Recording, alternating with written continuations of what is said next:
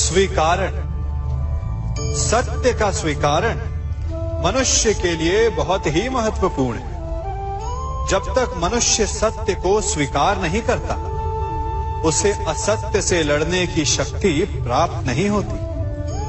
जब आप भोजन करते हैं तो क्या होता है?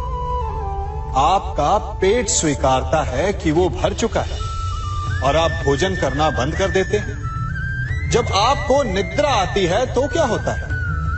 आपका मन स्वीकारता है कि आपका शरीर थक चुका है और उसे विश्राम की आवश्यकता है। उसी प्रकार जब आपको किसी व्यसन को रोकना हो तो आपको स्वीकारना पड़ता है कि बहुत हो चुका, चाहे वो लालच हो या मदिरापान।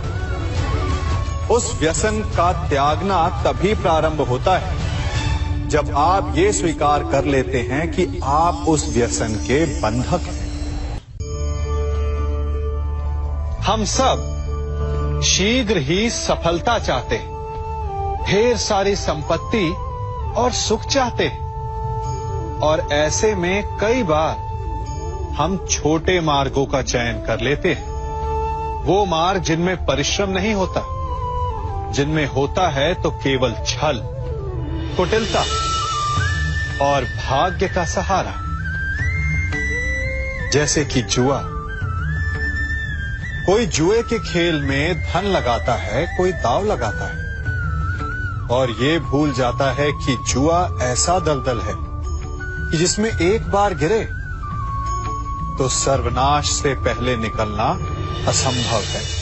यदि आप जीते तो और जीतने की भूख बढ़ जाएगी, और यदि आप कुछ हार बैठे तो उसे पुनः पाने के लिए आप फिर से खेलेंगे। मनुष्य को ये आभास ही नहीं होता कि अपनी संपत्ति के साथ साथ वो अपनी मानवता, अपने संस्कार, अपना धर्म और अपना उत्तरदायित्व तक सभी जुए की भेंट चढ़ा देता है। इसलिए कुछ पाना है तो परिश्रम से पाओ। यदि कुछ जुए में जीता तो वो उतना शीघ्र ही खो दोगे, चूंकि उसे परिश्रम से पाया नहीं गया है, और उसकी रक्षा करने के लिए आपके मन में स्वाभाविक प्रयास भी नहीं होंगे। आपने अपने जीवन में कभी तलवार खरीदी है? क्या देखकर तलवार खरीदते हैं? उसकी मयान देखकर या उसकी धार देखकर? अरे, मैं भी कैसा प्रश्न पूछ रहा हूं आपसे। ये आवश्यक थोड़ी कि आप कोई योद्धा या क्षत्रिय हो। ये भी हो सकता है कि आप कोई व्यापारी, कोई छात्र या शिक्षक हो। तो चलिए मैं आपसे ये पूछता हूं कि आप नए वस्त्र कैसे खरीदते हैं? क्या उसका रंग रूप देखकर खरीदते हैं या उसकी गुणवत्ता देखकर? गुणवत्ता देखकर, है ना? ठीक उसी प्रकार जब आप किसी मनुष्य से मिले तो उसके रंग रूप पर मत जाइए, उसका आचरण समझने की चेष्टा कीजिए, उसकी मेधा, उसकी प्रतिभा का मूल्यांकन करने का प्रयास कीजिए। आपका जीवन बहुत ही सरल हो जाएगा। आप सब ने अपने जीवन में एक कहावत तो सुनी ही होगी कि एक चुप 100 को हराए। सुनी है ना?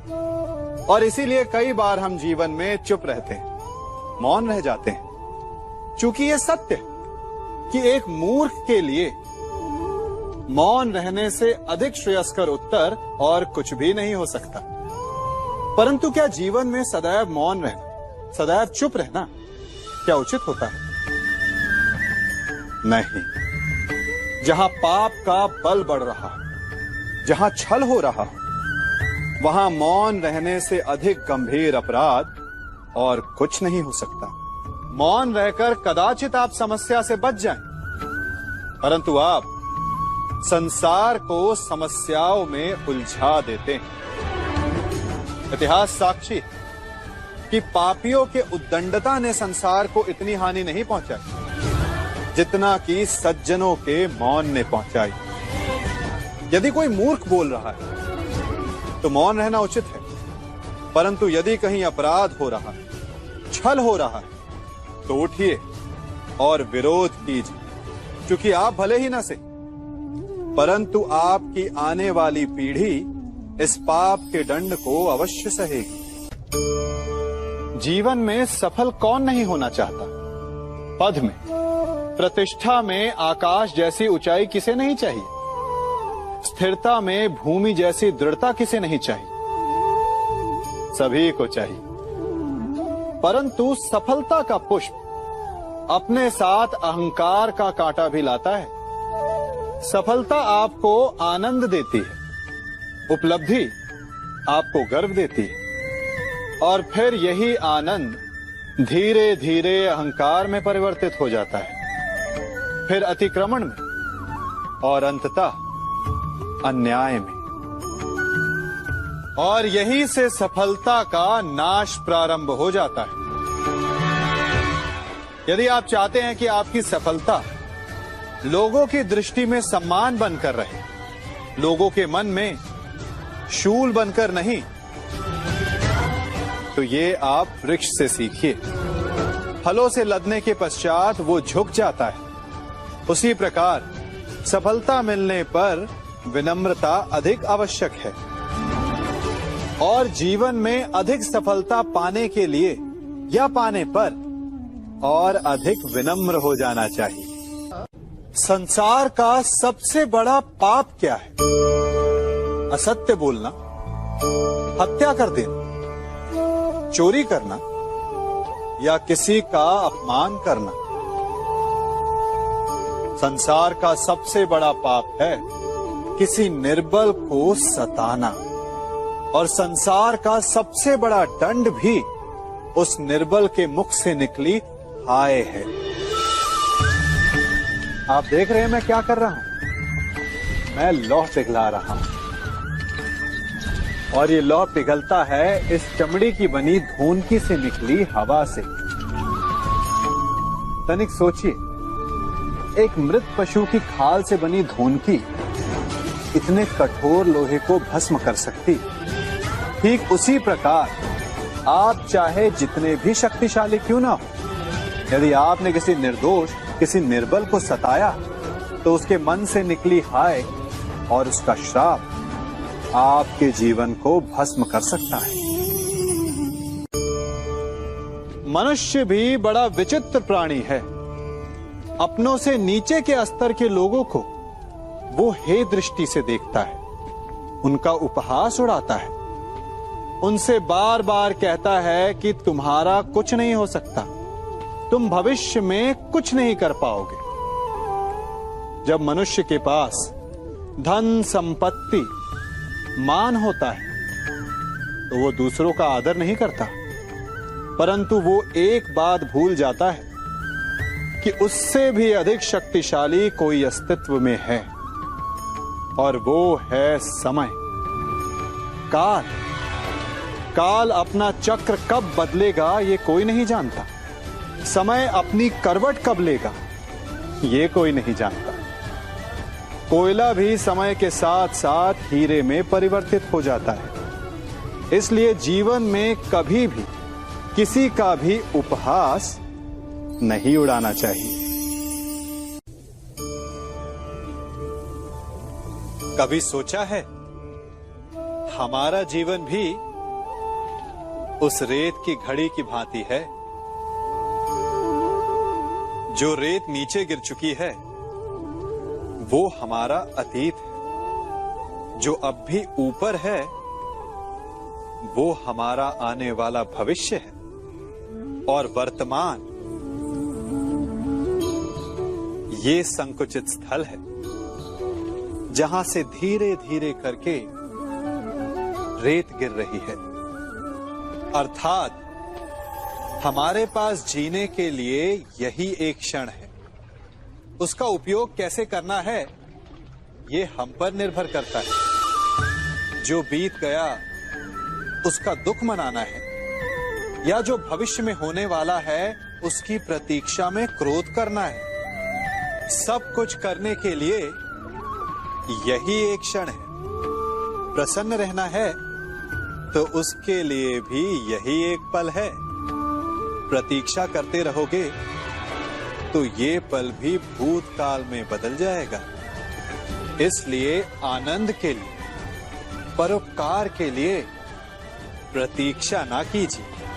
आपके पास जो पल है उनका भरपूर सदुपयोग कीजिए, क्योंकि इस घड़ी को पलटकर आप फिर से समय अवश्य गिन सकते हैं, परंतु अपना बीता हुआ समय आप वापस नहीं लौटा पाएंगे।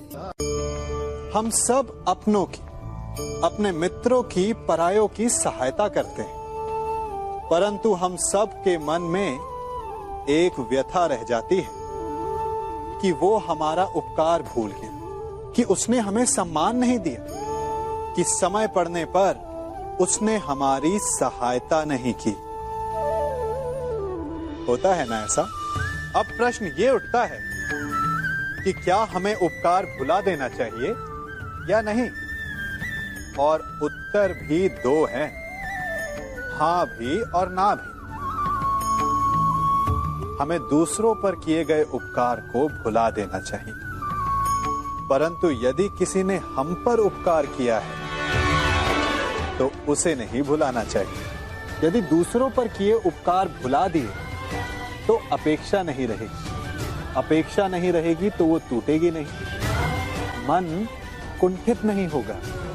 और स्वयं पर किए गए उपकार को स्मरण रखा तो उसे चुकाने के लिए सदा तत्पर रहेंगे, उपकार करने वाले के कृतज्ञ रहेंगे, तब भी मन प्रसन्न रहेगा।